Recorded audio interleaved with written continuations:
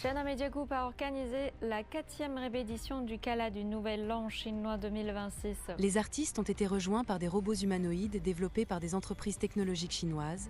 Vous avez peut-être vu passer les images. Le 16 février dernier, lors du Gala du Nouvel An chinois, l'équivalent de leur Super Bowl avec plus de 600 millions de téléspectateurs, on a pu voir une vingtaine de robots humanoïdes faire une démonstration d'arts martiaux en direct qui fut assez folle.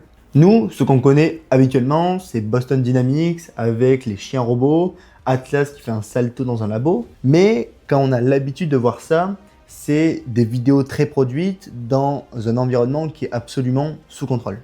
Là, ce qui m'a interpellé, ce n'est pas le spectacle en lui-même, mais c'est plutôt la traduction technique qu'il y a derrière.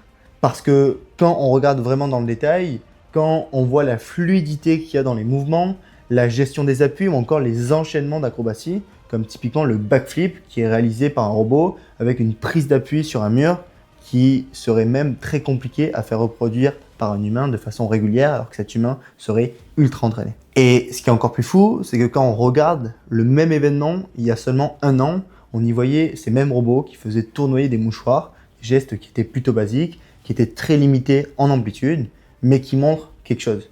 C'est qu'en 12 mois, le saut qualitatif est juste immense, mais est aussi factuel, et c'est ça qu'on va décortiquer ensemble aujourd'hui.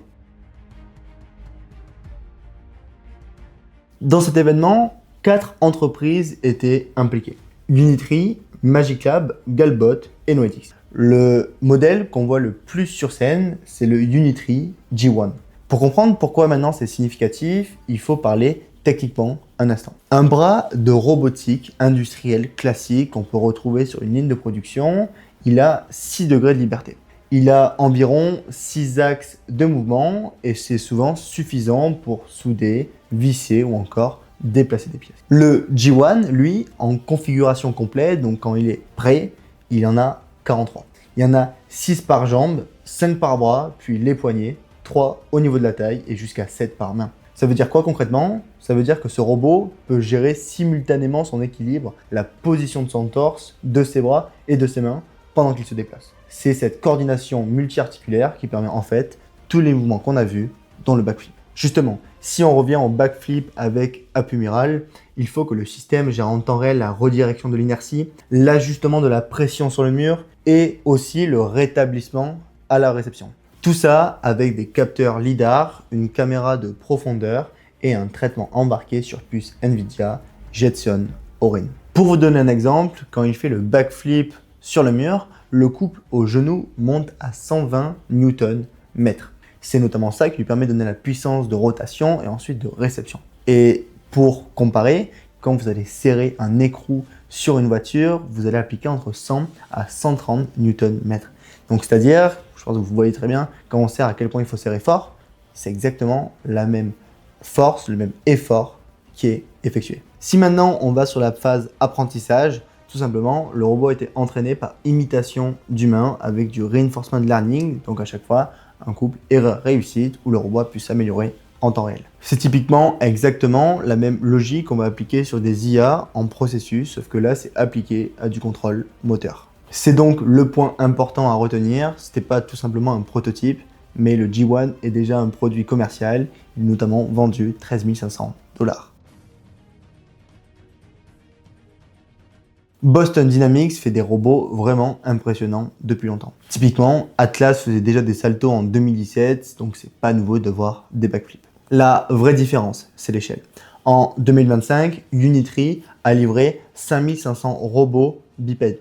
Et c'est pas les seuls. Agibot, un autre concurrent chinois, en a livré 5000. Côté américain, Figure AI ou encore Agility Robotics en ont livré à peu près 150 chacun. Oui, les chiffres sont assez affolants et d'après Reuters, la Chine a représenté environ 90% des exportations mondiales de robots humanoïdes en 2025. Et ce qui est fou, c'est que les prix continuent à baisser. Unitree a notamment sorti le R1 à 5 900 $ fin 2025. Noetix, une des entreprises du spectacle, vend Boomy, un petit humanoïde de 94 cm à environ 1200 €, avec en plus 21 degrés de liberté, ce qui est absolument fou. Ce n'est donc pas ou plus du sensationnalisme. Ce sont maintenant des produits qui sont en vente avec des volumes de livraison qui sont documentés. La trajectoire est en fait exactement la même que ce qu'on a connu avec les drones ou les imprimantes 3D. Ça commence en labo, ça descend en prix et ensuite ça se démocratise à échelle mondiale. Maintenant, la réalité, c'est qu'on l'humanise ce robot parce qu'il a une tête et deux bras.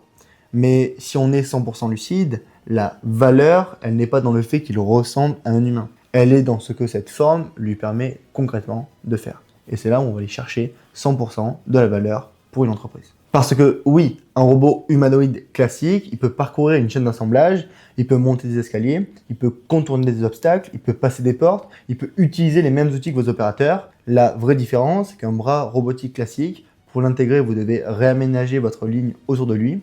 L'humanoïde, lui, il s'intègre dans l'existant et c'est là toute la différence. Et là, vous allez vous dire, oui, mais ça c'est beau, mais ça se fait uniquement en Chine, en labo. Non, les premiers déploiements existent déjà. Agibot place par exemple son modèle G2 sur les chaînes de montage automobiles ou électroniques en Chine. Agility Robotics a actuellement son robot Digit en phase de test chez Amazon en entrepôt. Apptronik teste Apollo chez Mercedes-Benz en Europe. Et pour finir, Figure AI est actuellement chez BMW à Spartanburg. Donc là, vous allez me dire, oui, ils commencent à mettre des robots humanoïdes, mais moi, quand je réfléchis, je me dis que la réalité, c'est que les cas d'usage où il y aura le plus de valeur, c'est assez clair. Tout simplement, là où il faut de la régularité 24 heures sur 24, 7 jours sur 7. Le contrôle qualité, l'inspection, la vérification de conformité, donc des postes où souvent la fatigue humaine va pouvoir créer rapidement de la variabilité.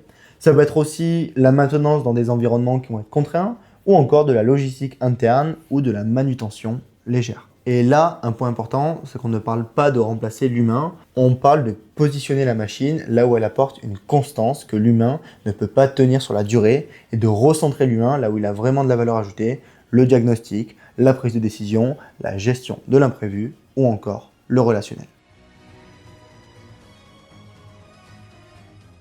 Ce que ça veut dire pour vous, si vous dirigez une entreprise industrielle, une PME ou une ETI, c'est que ce n'est pas pour demain matin. La maturité pour un déploiement fiable en production, on parle de quelques années. Mais le point important, c'est que le rythme de progression est là. Les volumes sont là, les prix baissent. Et le point clé, c'est que ces robots, pour fonctionner dans votre environnement, ils vont avoir besoin de s'appuyer sur des fondations que vous pouvez commencer à poser dès maintenant. Tout d'abord, des données structurées, car un robot sur votre ligne, il a besoin de comprendre vos process, vos référentiels, vos paramètres. Si tout est dans des fichiers Excel éparpillés ou dans la tête de vos opérateurs, oui, bien sûr, ça ne marche pas.